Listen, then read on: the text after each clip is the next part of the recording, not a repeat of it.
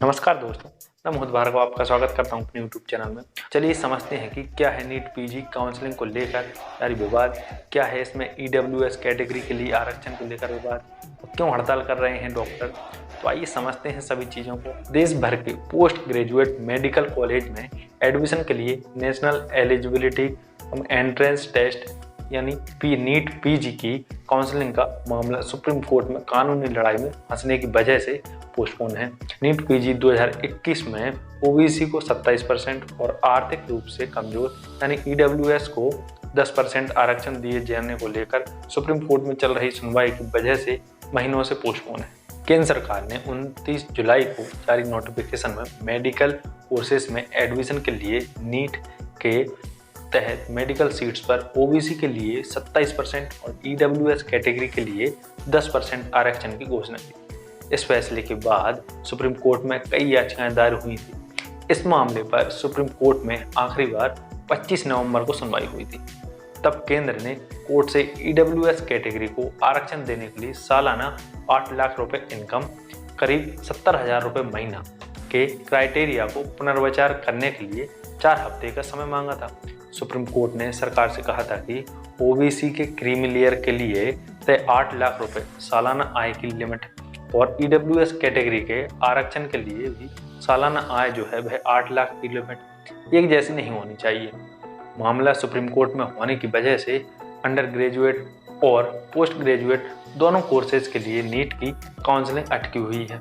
Medical कॉलेजों में admission के लिए हर राज्य की 85% सीटों पर फैसला वहाँ की राज्य सरकार करती है, जबकि 15% सीटों पर केंद्र सरकार के पास रहता है। इन्हीं 15% सीटों पर केंद्र द्वारा घोषित ईडब्ल्यूएस आरक्षण लागू होना, जिस पर फैसला न हो पाने की वजह से ही काउंसलिंग रुकी हुई है। हालांकि कई राज्यों गुजरात, कर्नाटक, पंजाब, हिमाचल प्रदेश, तमिलनाडु, असम और आंध्र प्रदेश ने अपने हिस्से की 85% अंडर ग्रेजुएट सीटों पर काउंसलिंग शुरू कर दी है, लेकिन दिल्ली, उत्तर प्रदेश, उत्तराखंड जैसे राज्यों में अभी काउंसलिंग रुकी हुई है। सुप्रीम कोर्ट ने पिछली सुनवाई में क्या कहा था? इस मामले की पिछली सुनवाई के समय जस्टिस डीवाई चंद्रचूड़ की अध्यक्षता वाली बेंच ने केंद्र से पूछा था कि वह समझाए कि उसने किस आधार पर नीट के तहत मेडिकल सीटों पर आर्थिक रूप से पिछड़ों यानी ईडब्ल्यूएस को आरक्षण के लिए सालाना 8 लाख रुपए इनकम का क्राइटेरिया तय किया है। कोर्ट ने कहा था, आप 8 लाख को बस ऐसे ही कहीं से भी नहीं ले सकते, इसके लिए अवश्य ही कुछ डेटा होना चाहिए। कोर्ट ने सरकार से कहा कि ओबीसी कोटा में क्रीमी लेयर के लिए भी 8 लाख रुपए की लिमिट है, ऐसे में आप ईडब्ल्यूएस कैटेगरी के लिए भी 8 लाख रुपए कैसे लिमिट तय कर सकते हैं। सरकार ने सुप्रीम कोर्ट में दाखिल अपने जवाब में कहा था कि नीट के ऑल इंडिया कोटा में इकोनॉमिक रूप से पिछड़ों की कैटेगरी के लिए 8 लाख रुपए इनकम तय करने का फैसला उसकी मनमानी नहीं है, बल्कि कई राज्यों में उसके सर्वे करने के बाद में फैसला किया है।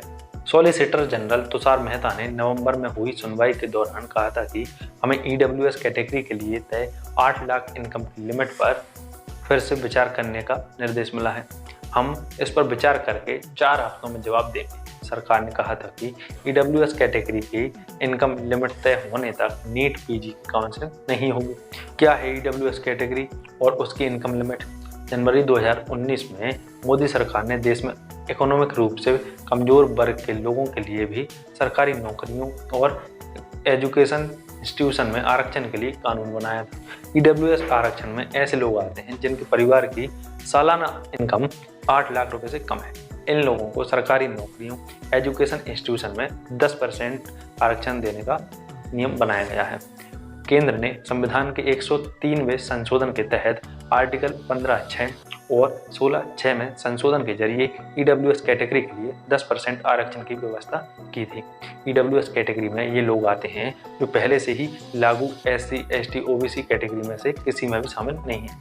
ईडब्ल्यूएस आरक्षण का आधार आर्थिक स्थिति है। ईडब्ल्यूएस आरक्षण में किसी भी धर्म के जनरल कैटेगरी का व्यक्ति शामिल हो सकता है, बशर्ते उसके परिवार की सालाना आय 8 लाख से कम होनी चाहिए। ईडब्ल्यूएस कैटेगरी के आरक्षण एससी, एसटी, ओबीसी श्रेणियों के लिए मौजूदा 50% आरक्षण के अतिरिक्त होगा। क्या होता है क्रीमी लेयर? पिछड़े वर्ग के ऐसे लोग जो इकोनॉमिक, सोशल और एजुकेशन के मामले में काफ़ी एडवांस हैं, उन्हें क्रीमी लेयर कहा जाता है। क्रीमी लेयर में आने वाले लोगों को आरक्षण की सुविधा नहीं मिलती। 1993 से क्रीमी लेयर को तय करने के लिए सालाना इनकम को आधार बना दिया गया है।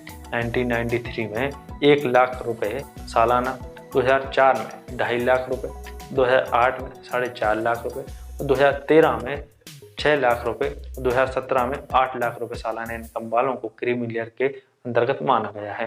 क्यों हड़ताल पर हैं हजारों डॉक्टर? नीट पीजी 2021 के रिजल्ट सितंबर में ही अनाउंसमेंट किए जाने के बावजूद अब तक काउंसलिंग शुरू नहीं किए जाने को लेकर हजारों डॉक्टर हड़ताल पर हैं। नीट पीजी की काउंसलिंग 24 से 29 अक्टूबर के दौरान होनी थी, लेकिन आरक्षण के मुद्दे पर मामला सुप्रीम कोर्ट में होने की वजह से काउंसलिंग फिलहाल पोस्टपोन है।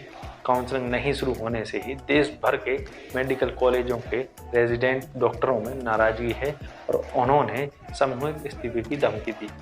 दिल्ली में तो पिछले 12 दिनों में इसी मुद्दे को लेकर हजारों डॉक्टर हड़ताल पर हैं और कई बड़े सरकारी अस्पतालों की ओपीडी ठप पड़ गई है। डॉक्टरों का कहना है कि नीट पीजी की परीक्षा में पहले 9 महीने की देरी और अब रिजल्ट आने के बावजूद काउंसलिंग नहीं होने से मेडिकल स्टूडेंट की पढ़ाई अफेक्टेड हो रही है। इससे अस्पतालों को नए डॉक्टर नहीं मिल पा रहे हैं और जूनियर डॉक्टरों की कमी से मौजूदा डॉक्टरों पर काम का बोझ जो है वह बढ़ गया है।